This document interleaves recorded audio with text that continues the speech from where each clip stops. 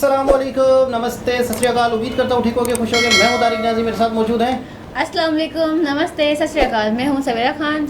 हाय, मैं हूँ जवेरिया। तो चलते हैं, वीडियो दी जाने, फिर करते हैं बहुत सारी बातें। So let's go. तो दोस्तों, वीडियो का टाइटल है UAE completely band visa for Pakistan. Pakistani media start crying with surprise. तो अच्छा, बिजनेस के लिए भी, जैसे आप पूछ रहे हो लोग बिजनेस के लिए जाएं, तो देखते हैं इस वीडियो में क्या फिर करते हैं। Okay, let's play. प्रोग्राम का आगाज करूंगी आज की पहली खबर के साथ, जो कि अफसोसनाक खबर है। यूएई हुक्काम की जानिब से पाकिस्तानियों के हवाले से शिकायत का इजहार किया गया है। अब बड़ा सवाल है कि इसे कैसे रोका जाए। इन वाकयात को रोकना बेहद जरूरी है। आप ये देखिए, आप सुपर पावर है। अगर हालिया दिनों में मुत्तहिदा अरब अमारात ने पाकिस्तानी शहरियों पर वीजा पाबंदियां आयद कर दी हैं। वेलकम बैक टू पुराना पाकिस्तान। अच्छा बात नहीं। पाकिस्तान के लिए ये बहुत बड़ी हजीमत है। मीडिया रिपोर्ट्स के मुताबिक पाकिस्तानी शहरी यूएई में सियासत और एहतिजाज में मुलव्वस हैं। सुनते जाइए। सोशल मीडिया और ऑनलाइन प्लेटफॉर्म्स का गलत इस्तेमाल करते हैं। बच्चा बच्चा जानता है, सब जानते हैं। कौन है हम? मुसलमान। अच्छा, और हम जिंदा कौम है। जिंदा कौम है, क्या बात है? हम जिंदा कौम है और बहादुर कौम है। कौमें तो वही तरक्की करती है, वो जीती जागती हूँ। इसके अलावा पाकिस्तानी तारकीन वतन की बड़ी तादाद और कुछ दीगर अवामिल जैसे गैर कानूनी सरगर्मियां भी इन पाबंदियों का सबब बने। मैं ये कहती हूँ कि लानत।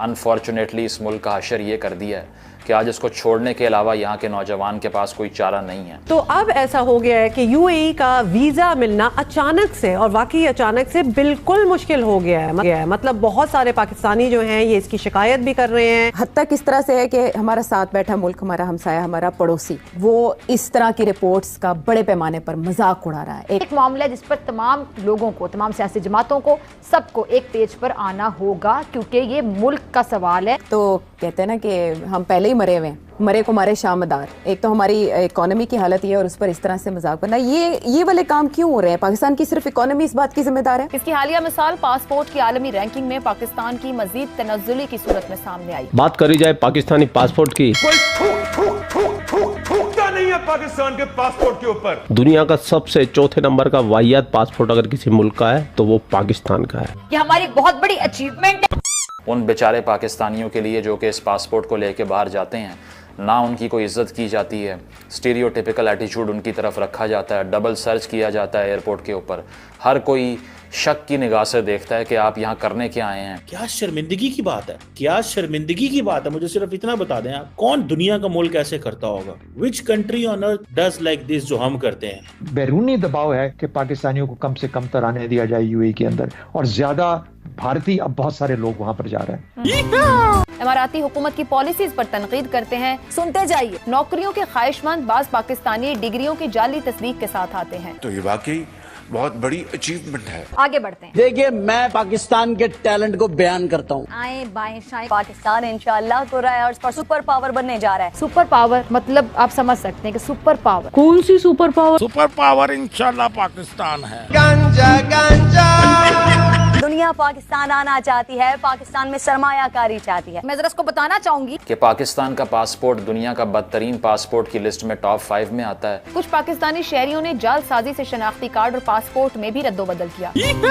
पाकिस्तानी शहरियों का चोरी, धोखाधड़ी, भीख मांगने, जिस्म फरोशी और मनशियात में मुलव्विस होने का तनासुब दूसरे ममालिक से कहीं ज्यादा है। पाकिस्तान अगले चंद सालों में इस तरह रॉकेट की तरह आगे जाएगा और फिर हमारी स्पीड को कोई नहीं पकड़ सकेगा इंशाल्लाह। नशे करके आए। गांजा गांजा। ये देखिए, मैं हूँ दुबई में और यहाँ के लेबर के वीजे बंद हो चुके हैं। किस वजह से बंद हुए हैं, उसकी बड़ी वजह आपको दिखाते हैं। रिपोर्ट के मुताबिक पाकिस्तान में टोटल 38 मिलियन लोग भीख मांगने के पेशे से मुंसलिक हैं। यहाँ पे लेडीज आके वीज़ों पे और आगे ये मांगने वाली बन के बैठी हुई हैं जी, ये मांग रही हैं लोगों से पैसे, देख सकते हैं आप। तो ये हमारे पाकिस्तानियों के हालात हैं, जिस वजह से आप कह सकते हैं कि वीज़े बंद हुए हैं। सबसे ज़्यादा बड़ी वजह यही है। जब भी मैंने पाकिस्तान के भिखारियों पे वीडियो बनाया, खास तौर से वो भिखारी जो पाकिस्तान के बाहर जाकर भीख मांगते हैं और फॉरेन कंट्री में जाके अपराध करते हैं और उनको उनके देश से जब निकाला जाता है, जब पाकिस्तानी जलील और ख्वार होते हैं, तब पूरी दुनिया के अंदर इसके ऊपर खबर चलती है। लेकिन हमारे देश में कुछ शांति प्रिय समुदाय के ऐसे लोग हैं जो मुझे बोल के जाते हैं कि भाई तू पाकिस्तान से जलता है, वाह भाई वाह, और ये तू जो भी खबरें चलाता है ना, फेक चलाता है, फर्जी चलाता है। पाकिस्तान में भिखारियों का कोई नेक्सेस नहीं है, पाकिस्तान तो अमन पसंद मुल्क है। तो आज मैं हमारे देश के शांति प्रिय समुदाय वालों के लिए ये वीडियो बना रहा हूँ। ठीक है जी। और मैं ये चाहता हूँ कि इस वीडियो को ज्यादा से ज्यादा जो पाकिस्तानी लवर हिंदुस्तान में रहते हैं ना, उन तक जरूर पहुंचा देना कि भाई तुम्हारे प्यारे मुल्क पाकिस्तान में चल क्या रहा है, हो क्या रहा है और पाकिस्तानियत हकीकत में है कैसे। क्योंकि ये बातें चल रही है पाकिस्तान के पार्लियामेंट में, पाकिस्तान की मीडिया के अंदर, पाकिस्तान के बुद्धिजीवी इसके ऊपर बात कर रहे हैं। तो मजा तो आपको भी आने वाला है। हलवा पकाओ। तो बिना देर के चलते हैं पाकिस्तान। गैर मुल्कों में बसने वाले पाकिस्तानियों के रवैये और एक्शंस बिला वास्ता तौर पर मुल्क की साख को मुतासिर कर रहे होते हैं। कि सबसे पहला मसला जो है वो ओवर स्टेइंग का है। पाकिस्तानी शहरी जब बाहर जाते हैं तो वो वहाँ पर कोई टूरिस्ट वीज़ा अप्लाई करके वापस आने का नाम नहीं लेते। सबको मालूम होता है कि अगर किसी को टूरिस्ट वीज़ा भी दिया तो मोस्ट प्रोबेबली चांस यही है कि ये बंदा मुल्क में वापस नहीं जाएगा। मुझे देना कि गरीब से कि कैसे गुजारा कर, क्या मलेशिया, क्या मुत्तहिदा अरब इमारात, क्या टर्की, क्या अमेरिका, क्या कतर, क्या बिल गेट्स, क्या चीन, नहीं आई तब्दीली, कुछ नहीं बदला। अब हम सफ़े अव्वल में शुमार होते हैं और मलेशिया में बैगर्स पकड़े गए 80 के करीब, उनमें से 77 का ताल्लुक पाकिस्तान से था। अल्लाह तौबा, हाय अल्लाह तौबा।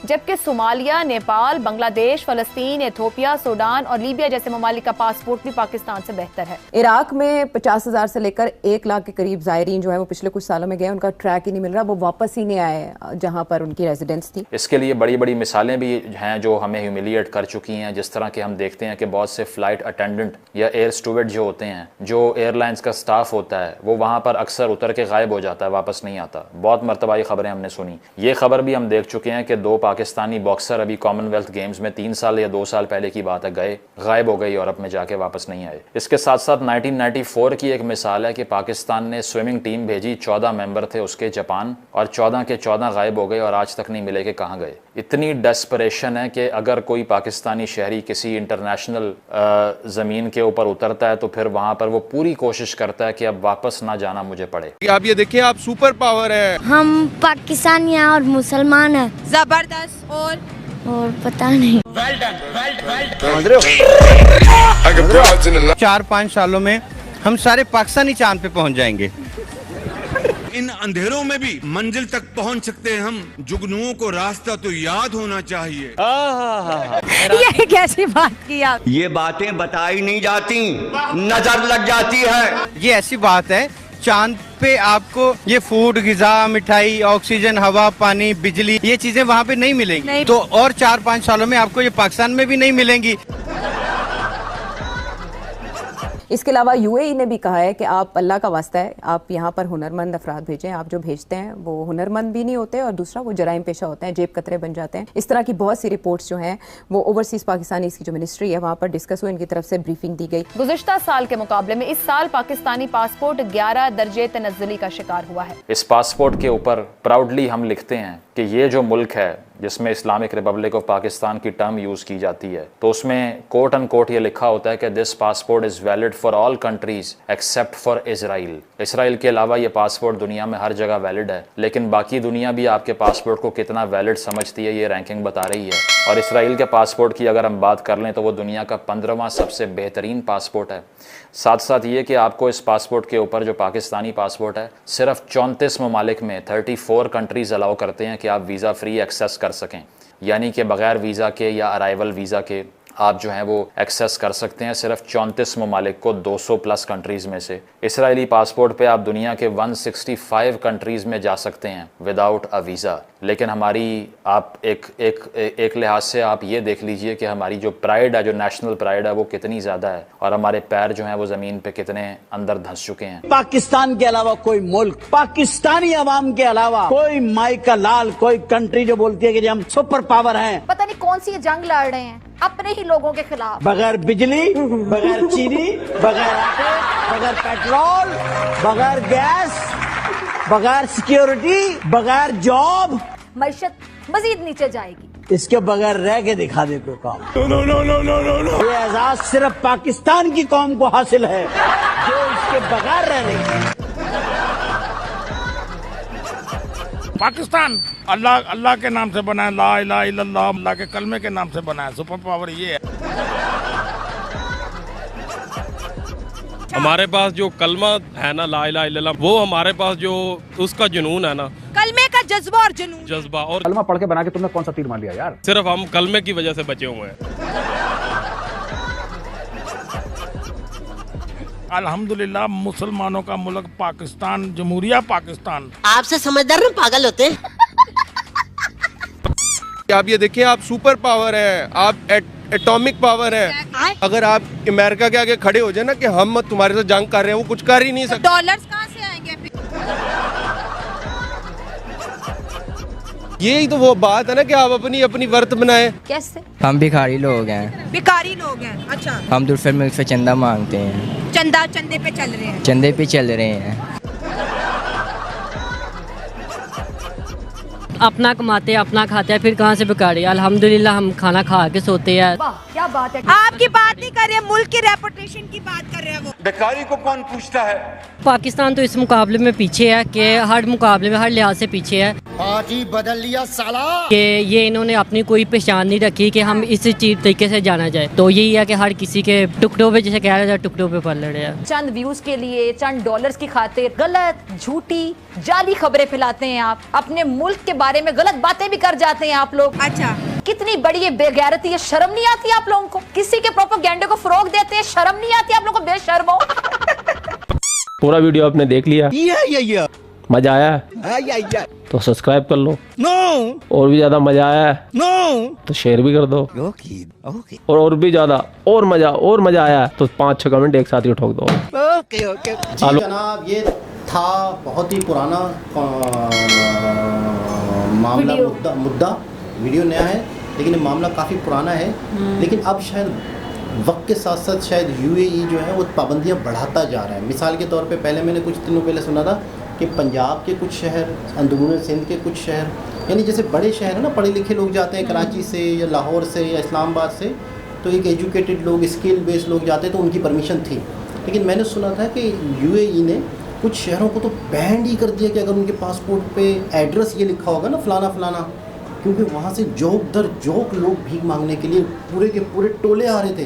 पता है क्या कर रहे हैं? उम्रे के नाम पे आ रहे हैं, 2-2, 3-3 महीने रुक रहे हैं बाकायदा। मतलब यूँ समझ लो कि वहाँ पे भीख मांगते हुए पुलिस ने पकड़ा, शनाख्ती कार्ड ये वो देखा तो पाकिस्तानी। अच्छा, पाकिस्तानी भी फलाने शहर का।